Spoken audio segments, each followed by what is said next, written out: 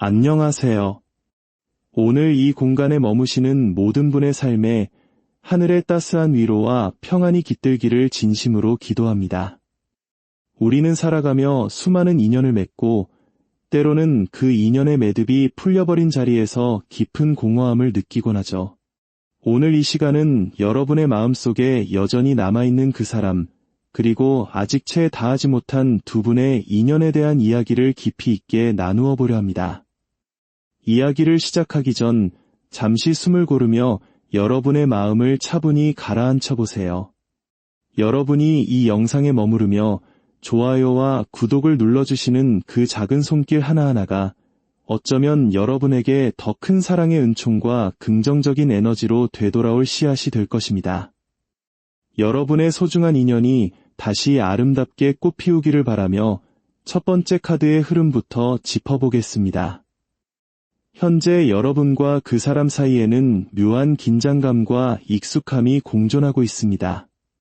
두 분은 같은 직장이나 공적인 모임, 혹은 주기적으로 마주칠 수밖에 없는 환경에 놓여 있는 것 같군요.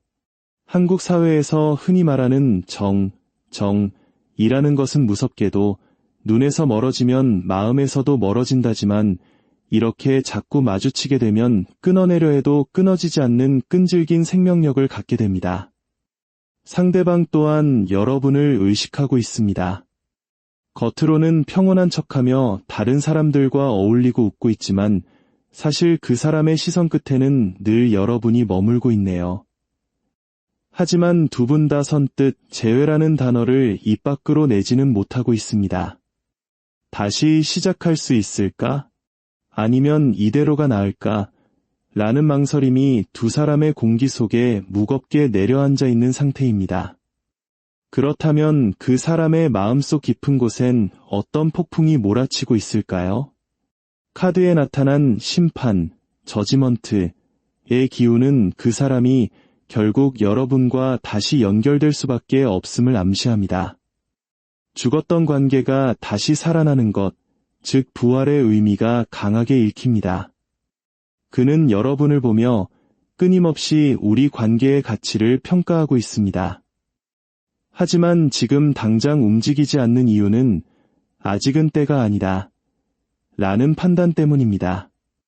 한국인의 고질적인 특성 중 하나인 자존심이 이 대목에서 걸림돌이 되고 있네요. 그는 자신이 옳았다고 믿고 싶어 합니다. 내가 원했던 방향이 있는데 왜 당신은 내 마음을 몰라줬을까? 라는 어린아이 같은 원망이 조금 섞여 있습니다. 그러면서도 여러분을 마주할 때마다 감정이 불쑥불쑥 올라오는 것을 참지 못하고 있죠. 이 사람은 사실 이성적인 척하지만 매우 충동적인 면이 있습니다. 머리로는 안 돼, 참아야 해라고 말하지만 가슴은 이미 여러분을 향해 뛰고 있는 상태입니다. 사랑하면서도 자신의 고집을 꺾고 싶지 않은 이 모순적인 감정이 그를 괴롭히고 있습니다. 두 분의 관계가 멈춰버린 결정적인 계기를 들여다보면 현실의 무게와 성격의 차이가 날카롭게 부딪혔던 흔적이 보입니다. 이것은 단순히 제3자의 개입이나 집안의 반대 같은 외부적인 문제라기보다 두 분 사이의 깊은 소통의 부재에서 기인한 것으로 보입니다. 상대방은 고집이 세고 한번 욱하면 물불 안 가리는 면이 있었을 겁니다. 여러분이 그동안 많이 맞춰주고 배려해왔겠지만 여러분도 사람인지라 지치고 답답한 마음을 표현할 때가 있었겠죠. 그때마다 상대는 그것을 구속이나 피곤함으로 느꼈던 것 같습니다. 나를 좀 편하게 해줄 순 없어? 왜 이렇게 나를 힘들게 해?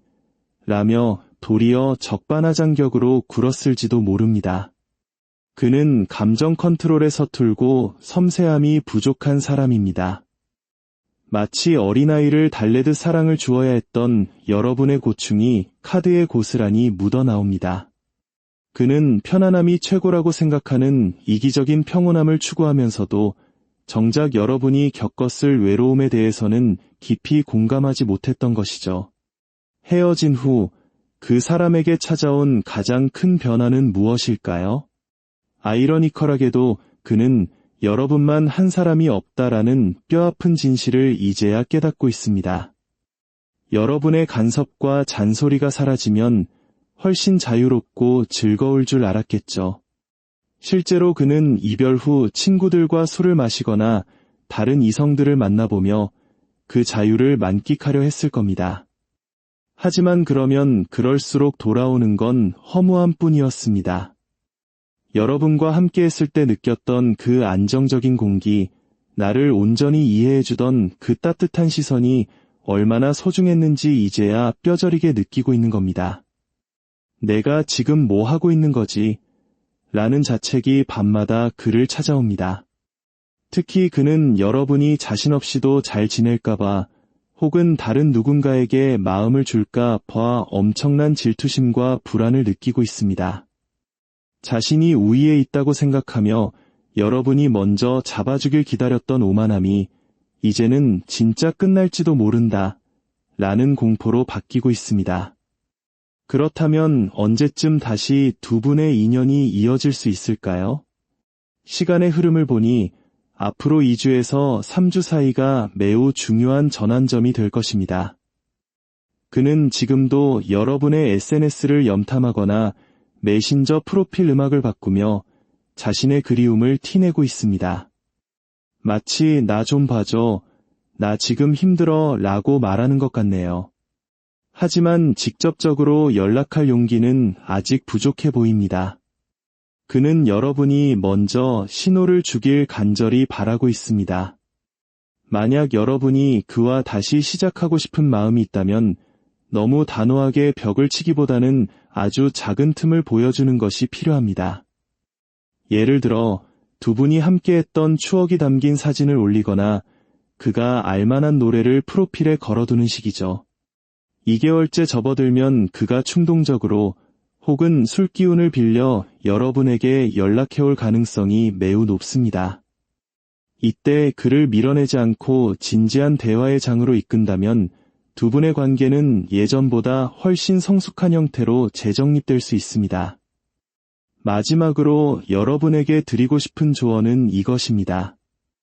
과거의 상처가 반복될까 봐 두려운 그 마음 충분히 이해합니다. 하지만 다시 만난다면 이제는 옳고 그름을 따지기보다 자신의 감정을 명확하게 전달하는 연습을 하셔야 합니다. 내가 이렇게 행동하면 내 마음이 너무 아파. 나는 우리가 이렇게 지냈으면 좋겠어라고 단호하면서도 따뜻하게 여러분의 기준선을 제시하세요. 이 사람은 가이드를 주어야 움직이는 사람입니다. 여러분이 그를 리드하고 품어줄 준비가 되었다면 이 인연은 비온 뒤 땅이 굳어지듯 더욱 단단해질 것입니다. 오늘 이 리딩이 여러분의 막막한 마음에 작은 등불이 되었기를 바랍니다. 하나님께서 여러분의 앞길에 사랑과 은총을 가득 내려주시길, 그리고 여러분의 영혼이 진정한 평안을 찾기를 간절히 기도하며 오늘의 이야기를 마치겠습니다. 여러분은 충분히 사랑받을 자격이 있는 귀한 존재임을 잊지 마세요. 하나님의 축복이 늘 함께 하시길 바랍니다. 평안하십시오.